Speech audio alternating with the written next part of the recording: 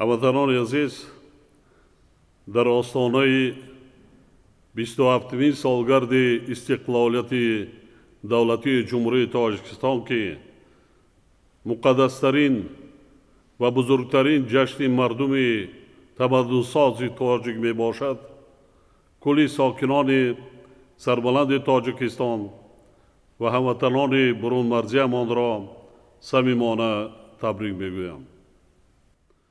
محض استقلالیت امکانیت فراهم آورد که مردم تاجیکستان تقدیر خود را به دست گرفته راه پیشرفت می‌باید و سرنوشت آینده سرزمین اجدادی خویش را مستقلانه انتخاب نماید.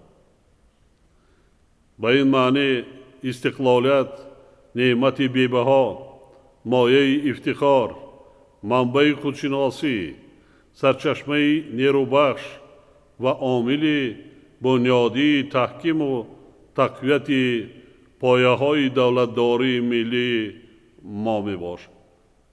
ما افتخار داریم که در 27 سال استقلالیت پایدیوار دولتداری ملی امان را گذاشته برای تحکیم آن با زحمت مردم سربلند کشورمان کارهای بزرگ را به انجام رسانیدیم و امروز به سوی فردای آسوده و آباد استوارانه قدم می‌گذاریم.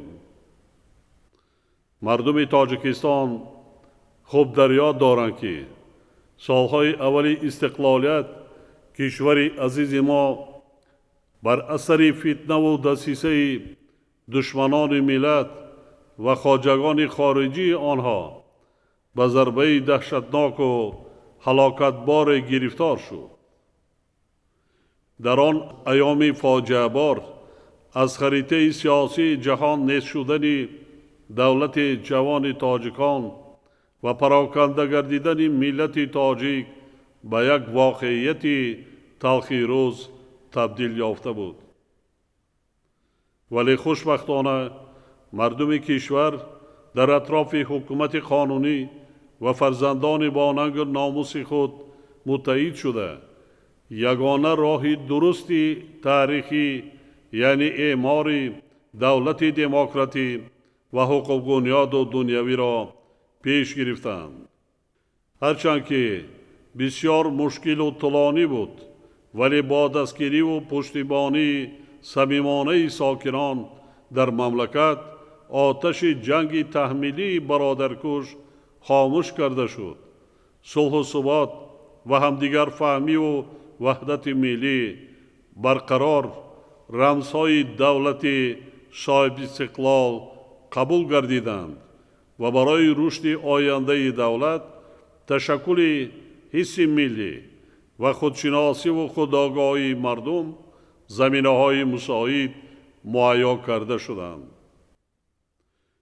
ما امروز با قناعتمندی اظهار می‌داریم که در آن ایام سنگین و حساس راه انتخاب کرده خلق تاجیکستان از جانب جامعه جهانی دستگیری یافت.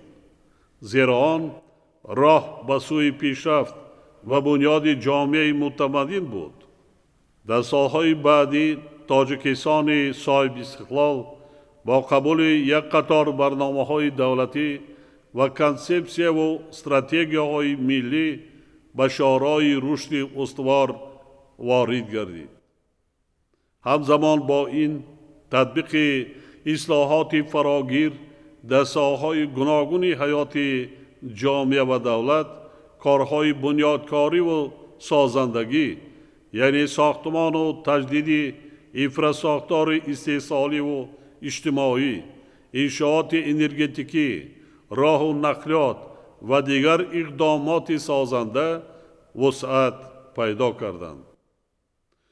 در نتیجه تدبیرهای عملی نموده حکومت مملکت طی 27 سال صاحب استقلالی سطح کم بی‌ضاعتی از 81% تا 28% کاهش یافت و ما تصمیم گرفته ایم که تا سال 2030 سطح کم بی‌ضاعتی اهالی کشور را به 15% رسانیم.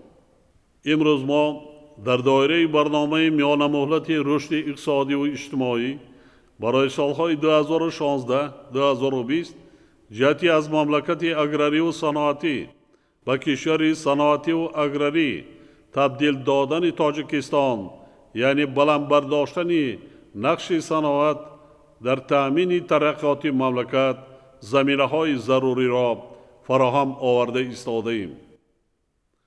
در این روند جهت به کار انداختن اقتدارهای نو، برآمدن استحصال نمودهای نوی محصولات رقابت پذیر و عوض کننده واردات، استفاده ثمرناک اقتدارهای موجوده، تقویت اقتدار صادراتی کشور و تشکیل جایهای کاری پرمحصول برای هموطنانمان همه تدبیرهای ضروری عملی شده ایستادند.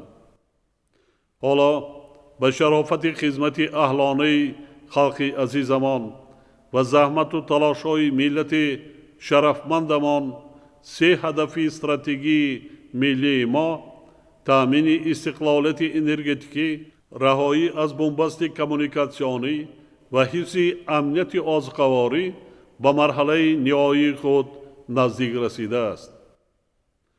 برای کشور صاحب استقلال ما سال 2018 در سمت سیاست خارجی سال تاریخی می باشد. ماه مارس سال جاری تطبیق تشبث 4 تاجیکستان دایر به حل یکی از مشکلات جدیدترین بشریت یعنی آب تحت عنوان 10 ساله بین المللی عمل آب برای رشد استوار سالهای 2018-2028 از طرف سازمان ملل متحد رسما آغاز گردید. یعنی ابتکار کشور ما در دوام 10 سال من بعد در مقیاس سیاره عملی می شود. همچنین ماه مارس سال روان سفر دولتی پرزیدنت جمهوری ازبکستان محترم میرزیایف شوکت میرامانویچ به کشور ما و ماه اوگوست سال جاری سفر دولتی پرزیدنت جمهوری تاجیکستان به جمهوری ازبکستان برگزار گردیده. در نتیجه مذاکرات سطح عالی تمام مشکلات و مسائل در دوام بیش از 2 ساله میان 2 کشور همسایه با وجود آمده حل و فصل و برطرف گردیدند. امروز تاجیکستان و ازبکستان نه تنها همچون همسایه های نزدیکترین با هم یار و برادر بلکه شریکان استراتژی می باشند که این البته مایه افتخار است. همدیاران ارجمند، تاریخ بشر ثابت نموده است که حفظ استقلالیت و آزادی کار بسیار سنگین و دشوار می باشد. از این لحاظ هر فردی با ننگ ناموس کشور باید به قدر این نعمت بی‌بها رسد و برای حمایت این دستاورد بزرگ تاریخی همیشه آماده باشد. مهمترین وظیفه شهروندی و قرض فرزندی هر یک ساکن مملکت بخصوص نورسان و جوانان از آن عبارت است که تاجیکستان عزیزمان را صدقاً دوست دارند و آن را چون گوهرک چشم حفظ نمایند. روند بسیار مرکب و پرپیچ و تاب جهانی شوی و تهدید و خطرهای طرف از آینده زمان معاصر ما را هشدار می‌دهند که نسبت به هر وقت دیگر هوشیار باشیم، زیرکی سیاسی را از دست ندهیم و دولت صاحب استقلال خود را از تأثیر تضادهای جهانی امروزه امین نگاه داشته به خاطر فردای آباد و آسوده سعی و تلاش بیشتر کنیم. امروز حفظ صلح و آرامی، ثبات سیاسی، تحکیم وحدت ملی و زحمت صادقانه و صافدلانه برای رشد دولت صاحب استقلال تاجیکان و بالاروی نفوذ و آبروی آن در عرصه بین المللی وظیفه هر یک شهروندی وطن دوست و باننگ ناموس کشور می باشد. چون که آینده آبادی سرزمین اجدادی امان از این عامل ها وابستگی مستقیم دارد. ما خرد و بزرگ کشور باید با خاطر استقبال ارزنده جشن 30 سالگی استقلالیت تاجیکستان محبوبمان باز هم بیشتر زحمت کشیم. کارخانه های نوی استحصالی بنیاد کنیم. اقتدار اقتصادی و امکانیت های صادراتی مملکت را تقویت بخشیم. جایهای نوی کار مهیا نماییم.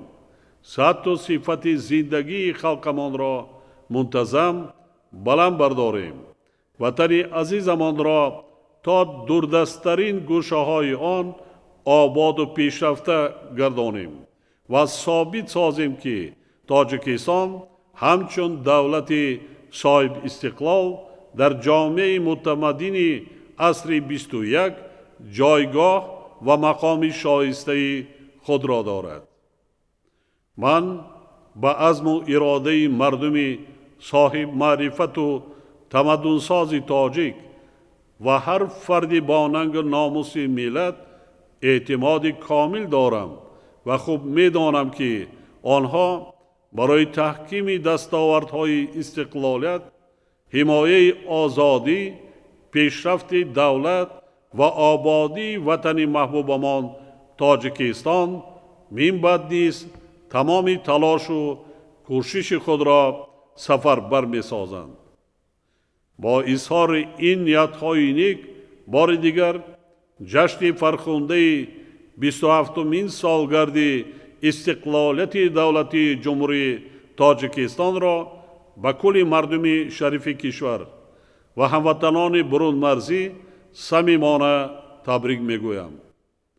به خرد و بزرگ تاجیکستان صاحب استقلال تندرستی و سعادت روزگار و به کشور محبوبمان صلح و ثبات ابدی، وحدت جاودانه ملی و پیشرفت و ترقیات روزافزون آرزو می نمایم.